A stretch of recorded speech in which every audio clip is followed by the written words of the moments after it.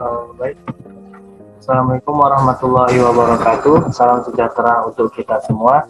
Perkenalkan, kami dari kelompok KCB SC akan mempresentasikan proyek yang kami buat. Nah, di sini kami membuat sebuah proyek berbasis website yang bertemakan machine learning penerjemah bahasa isyarat. Ini kami membuat sebuah website yang mana pengguna dapat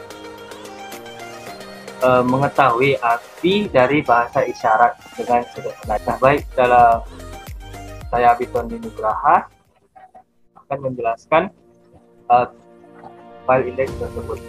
Nah, sebelum itu kelompok ini beranggotakan ada 3 orang. Yang pertama saya sendiri, yaitu Abitoni Nugraha dengan NIM 1914-01001.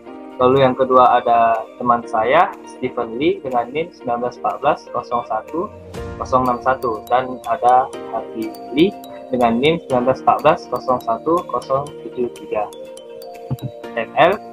Dan di sini ada pemanggilan library, yaitu di sini di link di bawah metaname. Di ada pemanggilan JS, yaitu untuk melakukan untuk pemanggilan hasilnya. Lalu kedua di sini kami ada membuat 2 JavaScript eksternal, yaitu ada dataset.js dan welcome.js. Nah, kita masuklah ke body. Nah, selanjutnya ada di class container dengan di class namanya. Nah, kita lakukan yang namanya training. Nah, di sini nanti sistem akan melakukan pengolahan data-data yang direkam tadi, diolahlah sampai hingga selesai. Nah, setelah itu nanti akan ada uji coba, yaitu namanya predictive.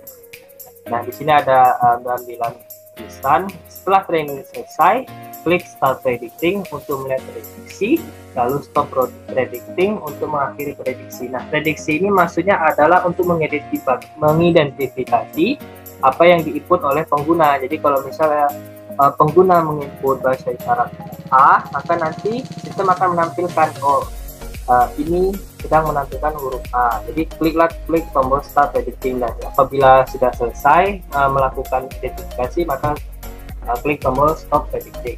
Nah, untuk download model ini apabila pengguna ingin menyimpan model dari sistem ini ke dalam local disk atau penyimpanan di internal masing-masing pengguna. Nah, lalu ini ada 3 button tadi seperti yang saya sampaikan. Ada start predicting untuk melakukan pemulaian identifikasi, lalu ada stop predicting, yaitu menghentikan sistem supaya tidak melakukan prediksi, lalu ada download atau save model. Nah, selanjutnya penjelasan tentang index.js, yaitu file JavaScript-nya akan dijelaskan oleh teman saya Stephen Lee. Kepada Stephen Lee dipersilahkan. Baik, terima kasih Abid. Selanjutnya saya akan menjelaskan beberapa fungsi yang ada di dalam index.js ini. Jadi pertama-tama itu kita membuat beberapa variabel. Yang pertama itu ada mobile.net, kemudian ada model, kemudian webcam ini untuk mengambil gambar yang didapatkan dari tag video tadi, yang mana ID-nya itu adalah WC. Kemudian kita buat sebuah dataset yang baru. Total label kita buat nilai awal 0, label total itu array kosong, dan categories itu awalnya itu adalah kosong. Kemudian variable is predicting itu bernilai false. Kemudian yang pertama itu ada fungsi async function load mobile.net. Jadi async function ini berfungsi untuk membuat fungsi ini dapat bekerja di background. Jadi fungsi ini dapat dijalankan dengan beberapa proses sekaligus. Jadi di sini yang pertama itu ada load layer model.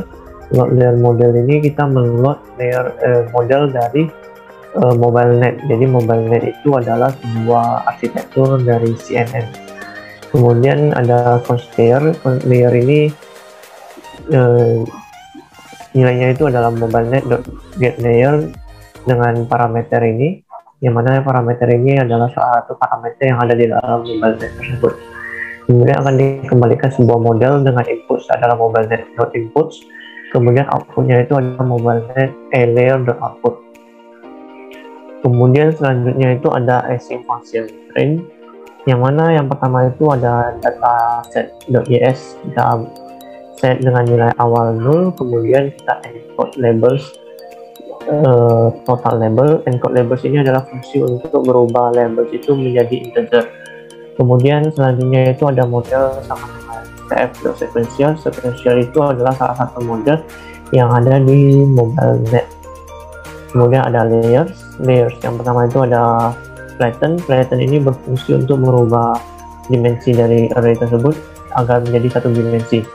Kemudian ada layer dense untuk menghitung perkalian antara input dengan kernel, yang mana nilai unitnya itu kita buat dengan nilai 100. Activation-nya itu adalah relu itu untuk berfungsi untuk memperbaiki unit secara linear. Kemudian selanjutnya dense yang kedua, yaitu dengan unit bernilai 5, dan activation-nya itu softmax. Softmax itu untuk merubah nilai vektor menjadi distribusi probabilitas.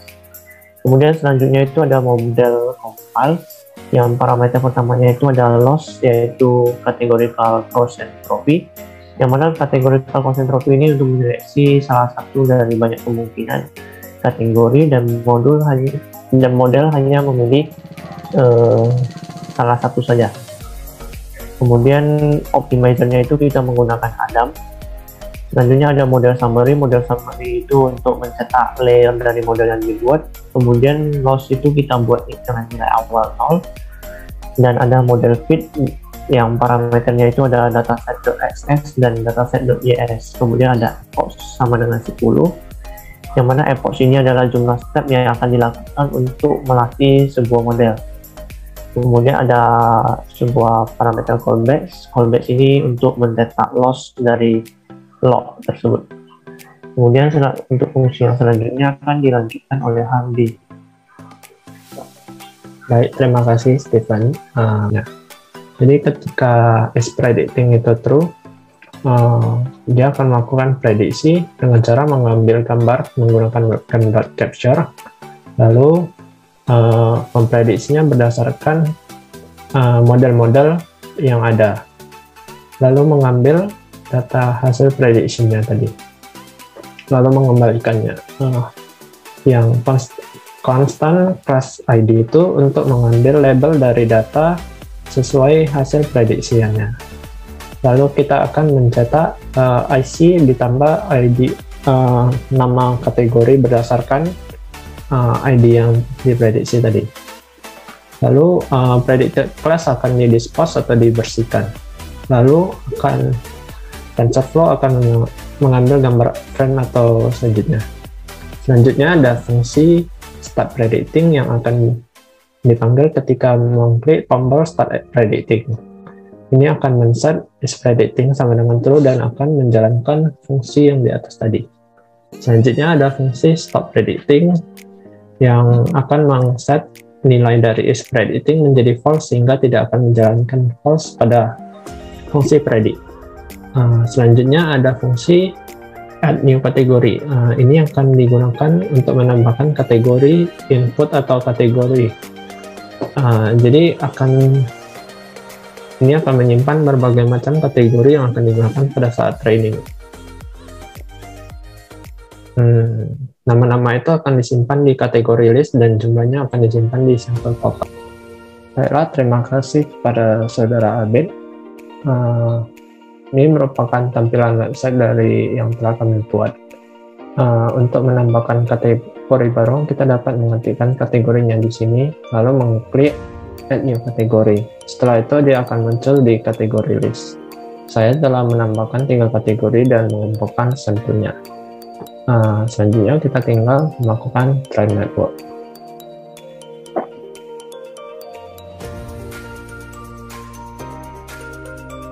Selanjutnya kita bisa melakukan start predicting. Kayak ini merupakan huruf C dan ini huruf Y. Ini huruf C, Y, F.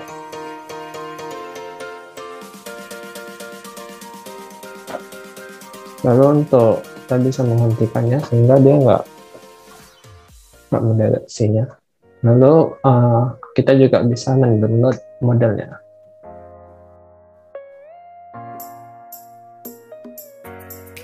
Mungkin sekian saja dari kelompok kami. Apabila ada kesalahan kata, saya mohon maaf. Terima kasih.